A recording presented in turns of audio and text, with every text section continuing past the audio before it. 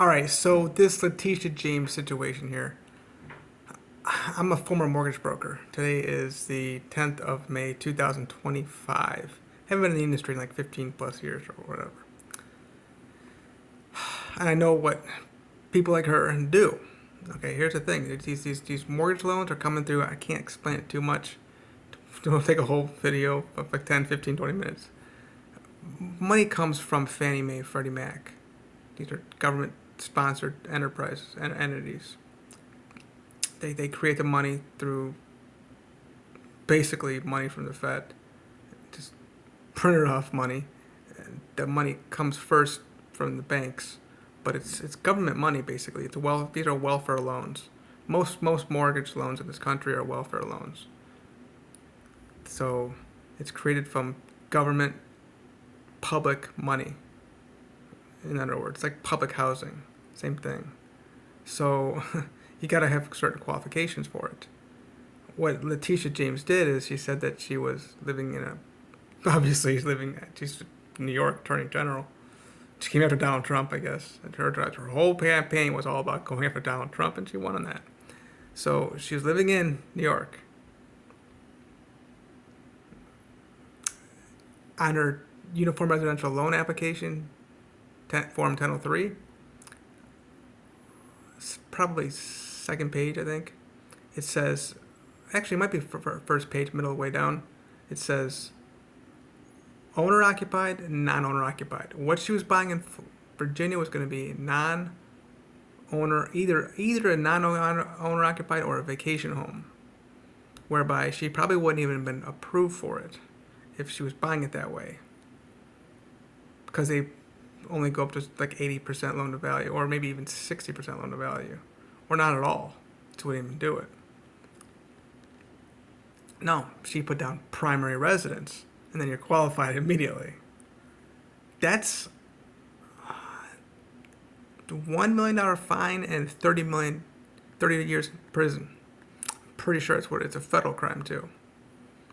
I've heard this like over and over, and of course they drop it down to like 4 or 5 years, and fines like way down. You know what I'm saying?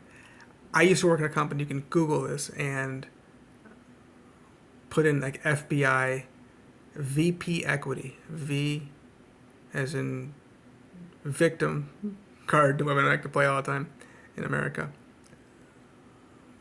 Like 99% of women. VP as in Peter, equity. We were in not Hudson, yeah, Stowe, on Darrow Road in Ohio. So I blew the whistle about things that the office was doing that was illegal. Went to the IRS office in downtown Cleveland and to Ohio Division of Financial Services, something like that, financial something institutions or something like that, and explained some very illegal things. So the whole office got blown up by the feds. I think just the feds. So there were guys who got hit with literally the same thing that Letitia James crime is committing right now, which is mortgage fraud. Now, what's interesting here is people commit this crime all the time. Some people commit the crime not knowing it because a mortgage broker might talk them into something. No, just put down here as your primary residence. And they don't look at it and just sign it, not knowing what they're signing. So the problem I have with this is that people like Letitia James, they're usually going to get away with this. I saw it with, I can look at a mortgage loan online, and I'm blind, so I can have people read for things for me. I'm visually impaired, but I'm whatever.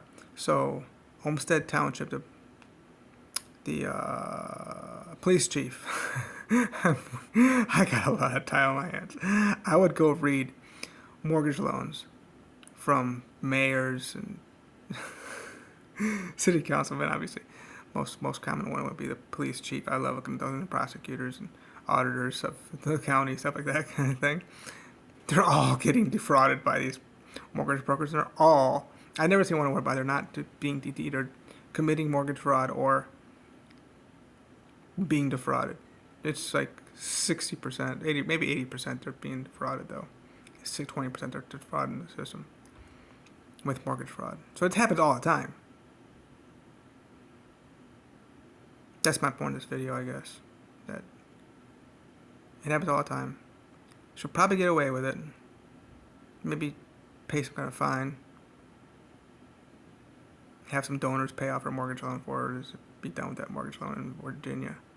Yeah, she's buying a property in Virginia with government welfare money. It's people don't realize, don't call it that. Like nearly 100% of mortgage loans in this country, just public welfare money. It's not a form of Section 8 housing. Pretty much all properties bought with government money. So what happens is when the bank gives you the money for the loan for the house that you're purchasing or refinancing, the bank takes it and it's got a piece of paper called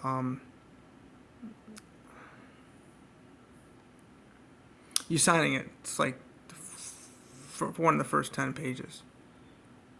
The servicing. Something, I don't remember the name of it. I can't believe I don't remember the name of it. I used to memorize all the Patriot Act, this, that. There's a lot of Patriot Act stuff in there. Your loan could be sold, in other words, servicing and all that stuff, which it does get sold.